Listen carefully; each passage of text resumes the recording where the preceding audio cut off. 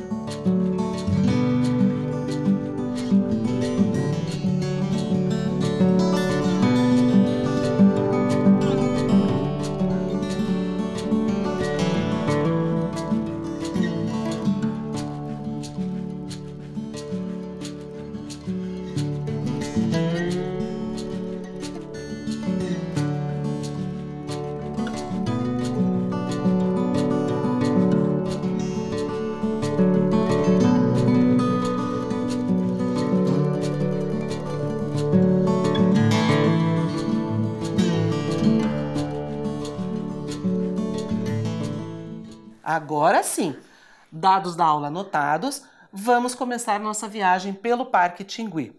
Vamos lá? Vamos olhar essa imagem que temos aqui na nossa tela. Um pedacinho, né, do Parque Tingui. Isso mesmo, esse aqui é um pedacinho do Parque Tingui.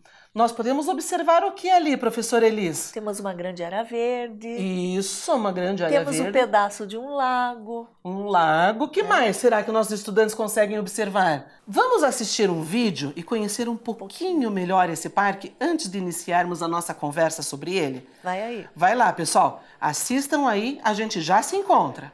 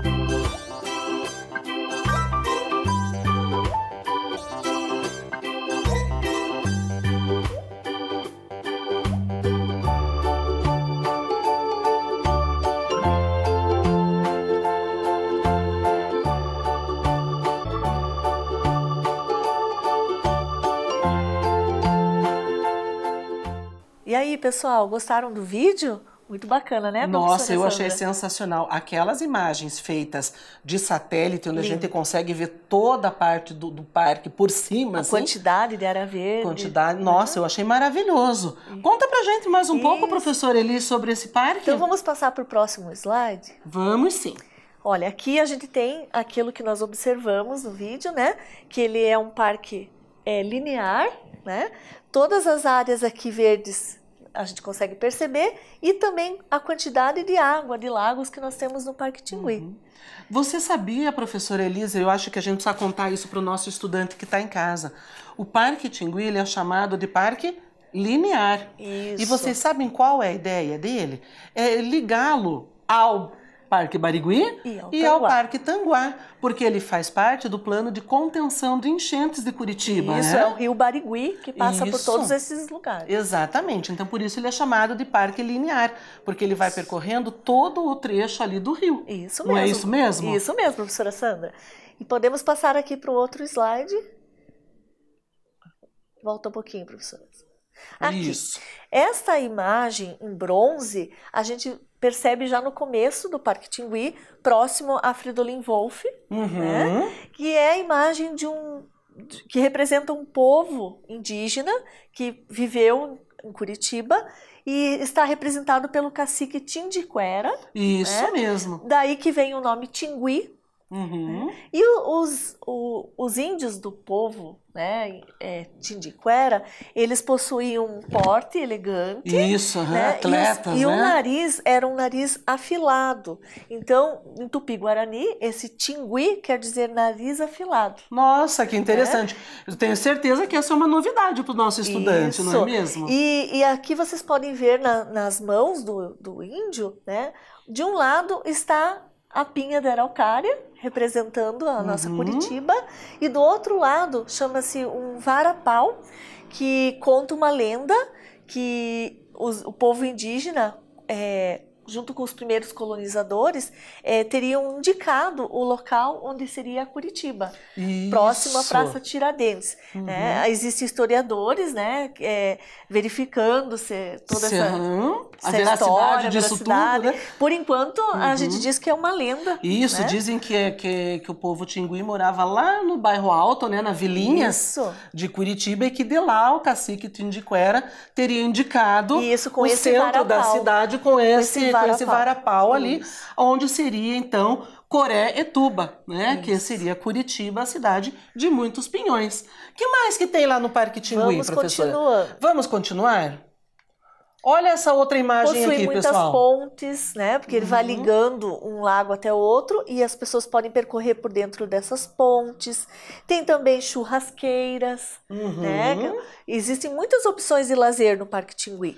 Isso mesmo. O Parque Tingui, pessoal, ele tem uma área completa de lazer. Ele tem a churrasqueira, ele tem playground, ele tem as pontes, pista de Cooper, né? Dá para andar de patins, de bicicleta, tem né? cancha de vôlei.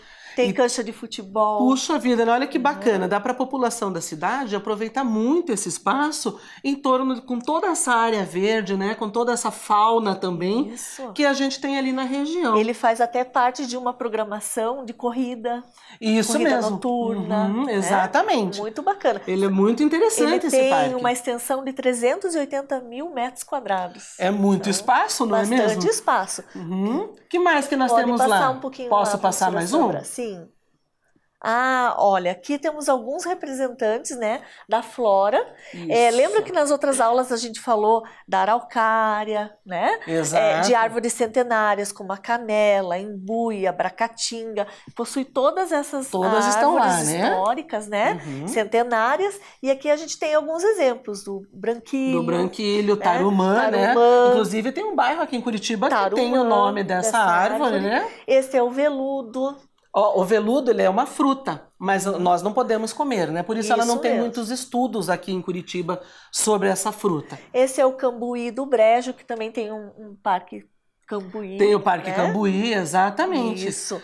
E bromélias. Exato. Né? Então vejam, gente, além dessas que nós mostramos aqui, Tem muitas, né? A variedade Isso. realmente é muito grande. A diversidade de vegetais, né?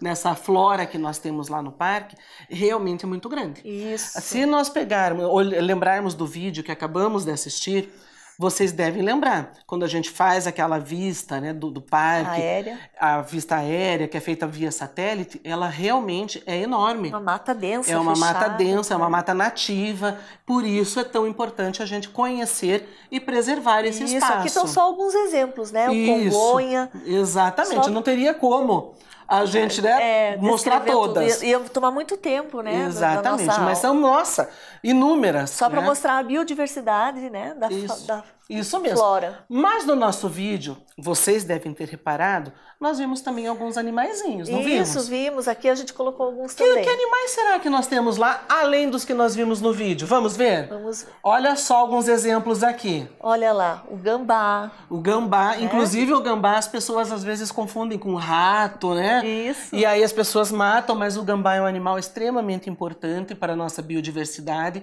A gente não deve matá-los quando a gente encontra, embora eles gostem de entrar na casa, às Sim, vezes eles sim. entram, né? Tem que sempre lembrar do comportamento animal, né? Isso é diferente. mesmo. Exatamente. Então não vamos matar o gambazinho quando ele entra lá em casa. A gente pode pedir uma ajuda e devolvê-lo para a natureza. Não Isso é mesmo, isso? professora Sandra. Nós temos animais, uma O ave, né? Cisqueiro, o nome dele. Cisqueiro, aham. Isso. E Cobras. boipeva. Boipeva. Né? É O isso. teiu. O teiu. Nós já Super vimos dócil o teiu também. esses dias, né? Na nossa aula das araucárias, vimos. né? O frango d'água. O frango d'água. Né? Muito conhecido também pelos curitibanos. Exatamente. Acho que tem em todos os parques, né? Aham, tem, Acho que tem. onde tem os lagos, né? E o morcego. E o morcego, né? Que muita gente também tem medo do morcego. Porque existem muitas lendas, né? Do morcegos, né? E às vezes ele é até associado aí a personagens de histórias. Mas ali a gente tem, e eles vivem lá naquela mata que nós vimos. E facilmente encontrado. Mas tem um que é Hum. mais ainda, você já pensou, né? Eu pensei num animal que nós não vimos no vídeo. E eu acho que quem passa pelo Tingui conhece muito bem. Com certeza. Vocês sabem que animal é esse que nós estamos falando? É um roedor. É um roedor, né? E grande. E grande. Vocês querem saber qual é? Olha só. Nós estamos falando da Capivara. As pessoas costumam confundir também, professora Sandra, com a cutia. Isso, então olha só, estudante, capivara é aqui na nossa primeira imagem. Isso. A capivara aqui não dá muito para ver a diferença de tamanho, mas a capivara ela é muito Bem maior, bem maior. né? Entre 1,30 m ela pode atingir. Pesa de 20 a 80 quilos, então bem bem grandinha, diferente bem maior. da cutia. Então a gente, né, falou que ela é muito dócil, ela é realmente dócil, mas, né, é um roedor que você pode encontrar com outros animais associado. Olha, a Isso, gente pode até ver, eles têm um grau assim de ajuda. Isso. Tá? Proteção. E vocês podem ver aqui que a capivara, o focinho dela é mais curto. É achatadinho, né? E da cutia é mais alongado. Então agora a gente já conhece bem a diferença, Isso, né? as duas são roedores, mas a capivara é o maior roedor que nós temos. Perfeito. Então, estudante, agora você já sabe bem a diferença.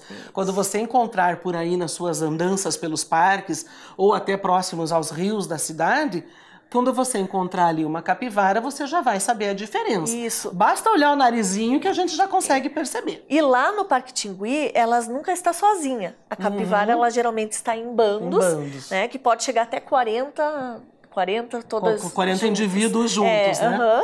Isso mesmo. Muito interessante isso, Ela não é gosta mesmo? de ambiente aquático. Aquático. Ela gosta de ela ficar gosta- longas horas dentro da água, né? Isso mesmo. Diz que até ela fica até 5 minutos sem... Submersa.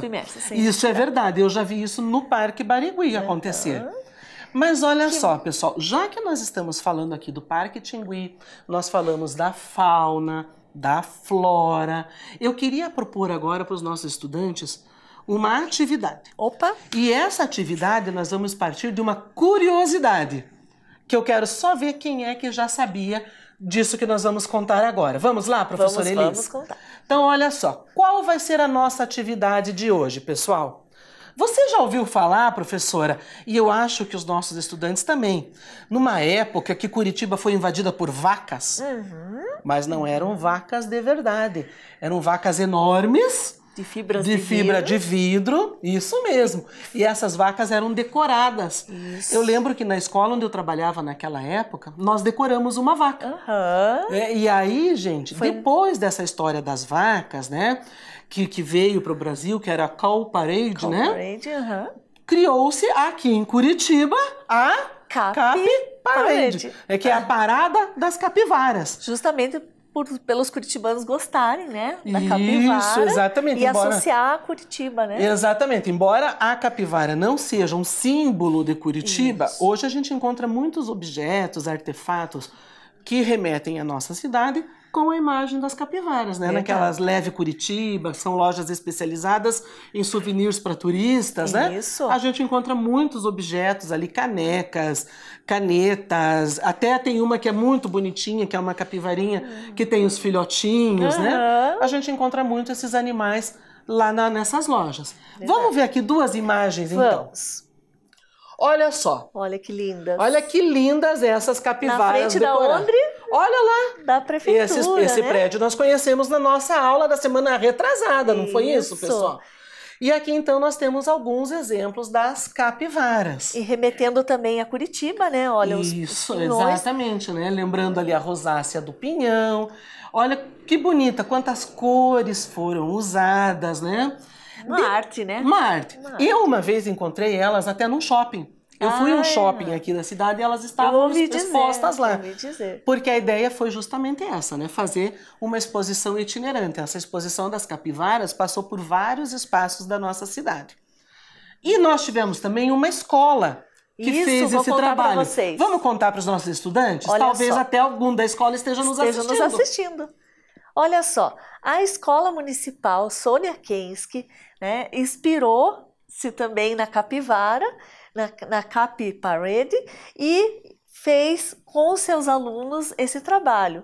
A professora Juliana, que é a professora de arte dessa escola, né, fez um movimento em que as crianças produziram, né, as suas capivaras com imagens de Curitiba, olha só. Cores, e fez o maior sucesso na escola. Com certeza deve ter feito, né? E aqui, olha, elas foram expostas, né, além da escola, no núcleo de Santa Felicidade, porque essa escola pertence ao núcleo de Santa Felicidade, e foi o maior sucesso. Eu imagino que sim.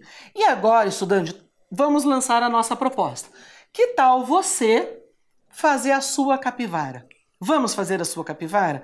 Pega lá a sua folha, desenha uma capivara. O contorno, faz só o contorno, exatamente. E aí você vai decorar a sua capivara, você pode pintar usando lápis de cor, a canetinha. Agora você é o artista. Ou então usar outros materiais, não é mesmo? Pode colar, né? Aplicar algum. Você pode colar miçanga, se você tiver, retalhinhos de tecido, de papel. Querem ver alguns exemplos? Nós trouxemos aqui alguns exemplos para vocês. Deixa eu pegar aqui. Olha só. Essa primeira aqui, vamos ver se vocês conseguem ver aí. Ó. Esta capivarinha foi feita com papel. Que linda, né? Não ficou uma fofa? Ficou. Eu disse assim, ela tá parecendo aquelas roupa de vó, assim, né? Toda floridinha, né? Coisinha mais bonitinha. Essa outra aqui, ó, foi feita com cola colorida. Vocês conseguem ver aí, estudantes? Foi feito vários, né, caracóizinhos nela. Agora, essa aqui... Essa ficou uma fofa. Eu falei que essa capivara aqui é muito chique. Muito chique. Né? Ela foi feita com miçangas. Olha lá, pessoal. Que tal você fazer um quadrinho na sua casa? Vamos fazer uma capivara? Escolha o material que você quiser, o material que você tiver em casa e pode fazer a sua capivara. Quando as aulas voltarem, leve para a escola e mostre para sua professora, não é isso, professora? Que tal uma exposição de capivaras? Vamos fazer uma exposição de capivaras lá na escola. Não é uma boa ideia? Vai lá, pessoal, desenhe aí a sua capivara. Enquanto você está fazendo o seu desenho, nós vamos fazer o seguinte, professora Elis, porque o Parque Tingui não acabou ainda. Não. O Parque Tingui tem muitas outras coisas para a gente falar. Então, a gente podia fazer um combinado. Vamos fazer. Estudante, que tal se você fizesse o seguinte? Vamos deixar para fazer o desenho daqui a pouquinho, enquanto a gente prossegue a aula do Parque Tingui? Isso. Pode ser, estudante? Vamos lá então? Guarda a sua ideia aí. Guarda a ideia aí, a gente já volta falar da nossa capivara, ok? Vamos lá então. O que mais que tem lá no Parque Tingui? Vamos ver. Esta praça. Vocês conhecem essa praça? Isso, essa praça foi feita em 2000, no ano de 2000. Isso, no ano 2000. Para comemorar os 500 anos, né, do Brasil. Isso, ela chama Praça Brasil 500 anos. E ela é circular. Ela é circular, ela tem 13 metros né, de diâmetro. Isso mesmo. E tem uma Rosa dos Ventos. Isso. Ali a gente consegue se localizar norte, sul, leste, oeste, nessa praça. Então foi um marco histórico, né? Marco histórico. Em 2000. Isso mesmo. E aí eu esqueci de falar, professora Sandra, que o Parque Tingui, ele foi instalado em 1994. Já tá meio velhinho já, né? Em 2000 que foi feita essa aqui. E lá no Parque Tingui também nós temos um outro espaço que também é bem importante e bem famoso. Né? Talvez eu até arriscaria dizer que às vezes as pessoas vão conhecer o outro espaço e aí acabam indo conhecer o Tingui. Não é isso que acontece? Mesmo. Que é o Memorial Ucraniano. Olha só, pessoal, essa imagem talvez vocês tenham já visto várias vezes, né? Nós temos aqui em Curitiba, nós temos o hábito de ter memoriais. Isso, não é isso? Isso, de homenagear, né, os povos que migraram para Curitiba. Isso mesmo, né? Nós temos para a cultura japonesa, né? Nós temos para a cultura árabe, alemã. Nós temos a Praça Zumbina também, né? Dos Palmares. Nós temos vários memoriais, né? Isso. O mais recente agora é ali no Batel, né? Na questão dos ingleses, não é isso? Isso mesmo. Mas por que será que nós temos então um memorial ucraniano dentro do Parque Tingui? Porque o memorial ucraniano ele vai trazer para a gente a cultura de um povo vindo de uma terra bem distante, que é a Ucrânia. Né? Vamos assistir um vídeo. Enquanto vocês vão assistir o vídeo aí, nós vamos trocar o material aqui na nossa mesa. Vamos arrumar aqui o nosso cenário. Isso, vamos deixar prontinho aqui a nossa mesa para a gente falar um pouquinho sobre a importância do povo ucraniano aqui na cidade de Curitiba. Vai lá, pessoal, assistam aí que a gente já se encontra. Olá! Hoje o programa Linhas do Conhecimento vai levar você para conhecer o Memorial Ucraniano de Curitiba. Localizado dentro do Parque Tingui, em Santa Felicidade, o Memorial Ucraniano foi inaugurado em outubro de 1996 para homenagear o centenário da chegada dos imigrantes a Curitiba. Logo na entrada, um portal convida todos que chegam a desvendar os mistérios dessa cultura. A principal atração é a réplica da antiga capela de São Miguel da Serra do Tigre, situada na cidade de Malé, interior do Paraná. Ao lado da capela está o campanário, que é uma torre especialmente desenhada para abrigar os sinos da igreja, simbolizando a integração à nova terra e a importância da religião como mantenedora da unidade cultural. Numa casa típica da arquitetura ucraniana, funciona a loja onde são vendidos produtos artesanais típicos da Ucrânia. Próximo ao campanário tem uma peçanca gigante, feita pelo artista Jorge Seratilki. Dentro da igreja há uma exposição permanente de peçancas. A palavra peçanca ou pisanka provém do verbo ucraniano pisat, que quer dizer escrever. As peçancas são ovos de aves pintados à mão, onde os desenhos são símbolos que representam a saúde, a vida e a prosperidade. Esses ovos coloridos trazem uma simbologia dentro da cultura ucraniana. Segundo a tradição, eles devem ser produzidos na última semana da Quaresma. E no domingo de Páscoa são levados à igreja para as bênçãos. Essa é uma arte muito antiga, uma tradição verdadeiramente milenar deste povo. No memorial, há também um palco ao ar livre, onde são realizados eventos culturais, apresentações de danças típicas e demais festividades, como a Bênção dos Alimentos, a Festa Nacional da Ucrânia e a Festa da Colheita. Esse foi mais um vídeo do programa Linhas do Conhecimento, tornando a sala de aula do tamanho de Curitiba. Então, pessoal, Já viram que a gente não resistiu, né, Eu percebi, Sandra? professora. É muito bonito, né, os detalhes da roupa ucraniana. E eu emprestei de uma grande amiga que dançou no folclore por muitos anos. Puxa e ela vida. é de família ucraniana. E, inclusive, ela me contou algumas coisas que foi a sua avó que fez o bordado, né? Tem detalhes aqui que a sua irmã bordou as toalhas. Maravilha, né? O primo fez os detalhes que você De alguns você vai ovos, mostrar. né? Então, a gente queria mostrar um pouquinho, então eu não resisti, professora Sandra. Percebi. E coloquei, né? Como vocês podem ver, isso faz parte do folclore ucraniano. A gente só colocou aqui, mas existe toda uma preparação de tranças, né? Isso Eu mesmo. vou até colocar na professora Sandra. Vai lá, coloca lá. Vamos ver. Para ver que bonito que é Ai, essa ai, arte. Olha só, professora Sandra. Deixa eu só puxar minha franja aqui, então, Isso. assim, para aparecer as flores. Então a gente já vai mostrar para vocês Isso, os detalhes, mostrar tudo né? isso agora para mostrar vocês. essa herança, né, do povo ucraniano. Exatamente. Onde tudo tem um significado, a gente não vai se estender, mas vocês podem depois pesquisar, Isso né? mesmo. Conhecer dentro do Parque Tingui, tem uma lojinha de souvenirs, de Isso. produtos ucranianos, que vocês podem até conversar com as pessoas, né, que são mesmo dessa Isso etnia. mesmo. Então, Conhecer. pessoal, ali no nosso vídeo nós vimos, né, todo um pouquinho sobre essa história dessa imigração.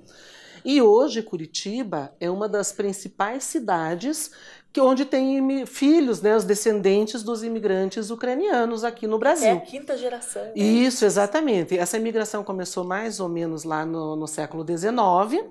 E eles vieram muito aqui para o Paraná, então nós temos em outras cidades do Paraná, nós temos muitos descendentes de ucranianos, e aqui em Curitiba também. A gente está vendo aqui na nossa mesa algumas das contribuições dos ucranianos para a nossa cultura aqui do Brasil, né?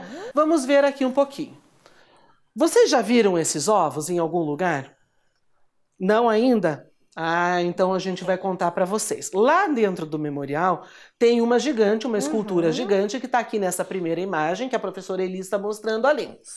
Ali ao lado nós temos as imagens das peçancas, que são esses ovos pintados à mão.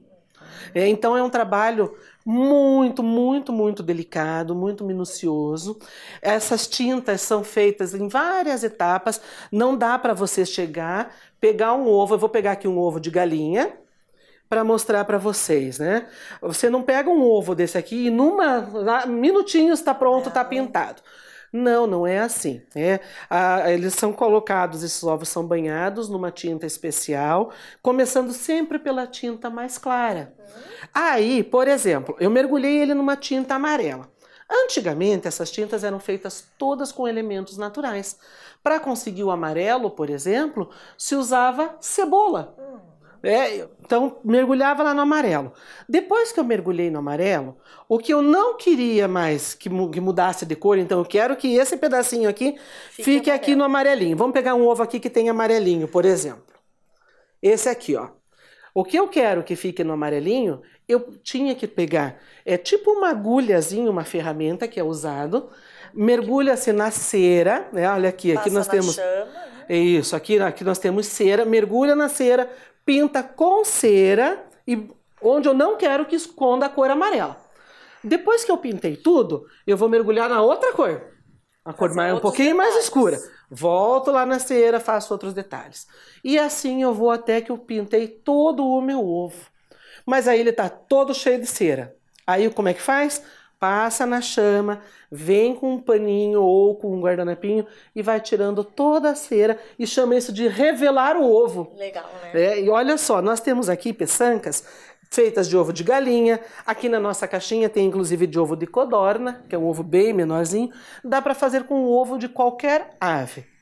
Inclusive hoje em dia já tem até de madeira, é feito já, para facilitar quando o turista vai sair daqui de Curitiba e vai para outro lugar do mundo, né? Então já são feitos ovos com outros tipos de materiais também. E não são desenhos qualquer, né? Não são desenhos qualquer. Né? Exatamente. Então, se a gente olhar as peçancas, embora uma não seja nunca igual à outra, elas têm cada uma a sua personalidade, mas cada desenhozinho desse aqui tem um significado, que pode ser a paz, saúde, prosperidade, colheita, né, os frutos da terra. Então, tudo isso são expressos aqui.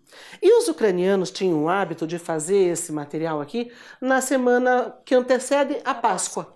E aí eles trocavam, então, lá na época da Páscoa, eles trocavam os ovos, desejando, então, essa boa nova e tudo isso que eles estão imprimindo nos ovos para os seus amigos. Interessante, não é mesmo, pessoal? Olha lá o que mais que nós podemos encontrar. Ah, a gente podia falar agora um pouquinho disso aqui. Essa tiara de flores que eu estou usando, ela faz parte da dança. Vamos assistir um vídeo bem curtinho de uma dança? Para conhecer o folclore. Para conhecer um pouquinho desse folclore ucraniano. Essa dança que nós vamos mostrar para vocês traz o adulto e também um trechinho de uma dança infantil. Vamos lá, pessoal, assistam aí para a gente ver.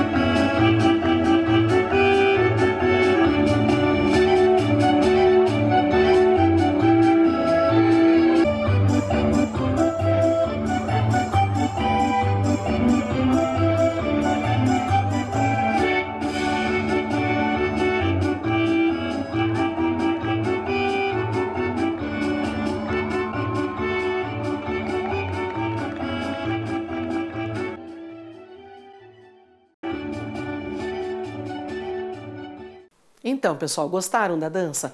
É muito interessante, né? Ver que desde pequenininho eles já começam a participar do grupo folclórico para manter justamente viva, né, essa expressão desta cultura e deste povo que vem de lá, essa herança que eles têm.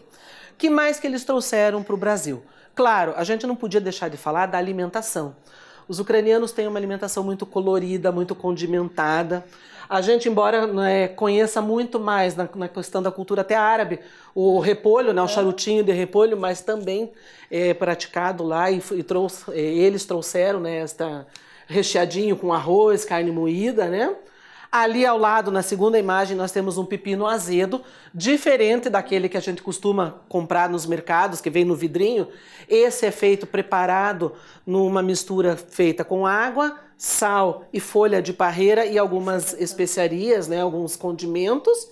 E ali do lado parece um pirogue. Também é bem parecido mesmo, o sabor inclusive é bem parecido, mas eles chamam de peroquê. Então, algumas das contribuições aí do povo ucraniano. Outras questões aqui, como nós já falamos, né? O artesanato. Eles trabalham muito com a questão de bordado, trabalham muito com entalhes. Então isso também veio lá da cultura. E vamos reparar que, novamente, muitas cores fortes, cores vibrantes, né? Isso tudo veio também com a cultura ucraniana. Flores, desenhos Flores, exatamente. E aí nós temos aqui na nossa mesa as bonequinhas motancas. Isso. Essa bonequinha tem uma história muito peculiar. Elas não levam nenhum tipo de costura com agulha. Todos os pedaços aqui, os paninhos, eles são dobrados, né? E amarrados. Exatamente. E essas bonequinhas, elas datam de mais de 5.000 anos atrás. E elas começaram a ser feitas pelas mães para presentear as crianças e acabaram virando como se fosse um amuleto, né? Isso, de sorte, Então, quando eu estou de fazendo uma bonequinha dessa, eu estou pondo sentimentos. Isso. E aí, ao presentear, eu ofereço para essa pessoa todos os sentimentos que eu coloquei ali. De sorte, de saúde, de amor, né? Pode ver que elas não têm rosto. O rostinho delas não é marcado, justamente para que a pessoa não tenha a minha expressão. E o que mais que nós temos, então, da cultura ucraniana? Nós temos também dentro da nossa literatura. Quem nunca ouviu falar de Clarice Lispector? Né? Tão famosa, escritora, que tem estátua dela no Rio de Janeiro, no Recife, né? E aí, essa escritora, ela nasceu lá na Ucrânia. Mas ela mesma falava que ela não chegou a sentir os pés dela pisando na Ucrânia, porque ela veio de lá bebezinha e foi naturalizada aqui no Brasil ainda bebê. E temos também mais uma, que é a nossa querida Helena Collodi. A Helena Collodi, ela é filha de descendentes de imigrantes, né, ucranianos.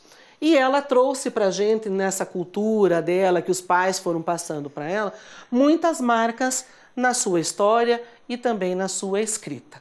E agora eu gostaria de ler para vocês duas poesias. Eu vou ler uma e a professora Elis vai ler a outra.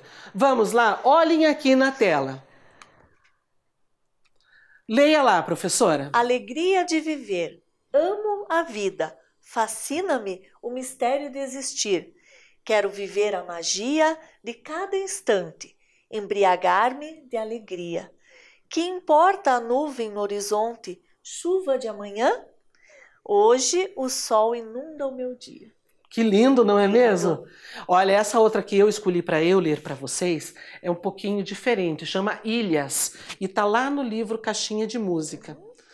Somos ilhas no mar desconhecido. O grande mar nos une e nos separa. Fala de longe o aceno leve das palmeiras. Mensagens se alongam nas líquidas veredas. Cada penhasco é tão sozinho e diferente. Ninguém consegue partilhar a solidão. Ilhas no grande mar aprisionadas. Apenas o perfil das outras ilhas vemos. Só Deus conhece nossa exata dimensão. Maravilhoso, né? Nessas duas poesias, ela fala muito de sentimentos. E agora eu vou propor, então, uma atividade para o nosso estudante que está lá para a gente finalizar a aula de hoje. Isso. Vamos lá, pessoal?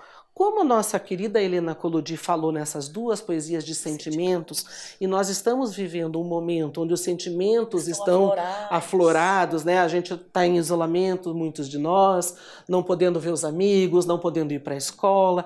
Que tal se a gente fizesse um caderninho de sentimentos? Colocar para fora esses sentimentos. Isso mesmo. Então, olha só, um caderninho. Pega lá no seu caderninho mesmo e anota: hoje eu estou me sentindo sozinho, ou hoje eu estou me sentindo feliz. De repente você recebeu um telefonema que alegrou o seu dia. Estou com esperança. Estou esperançoso, ouvi falar que tem aí possibilidades de cura, de melhora.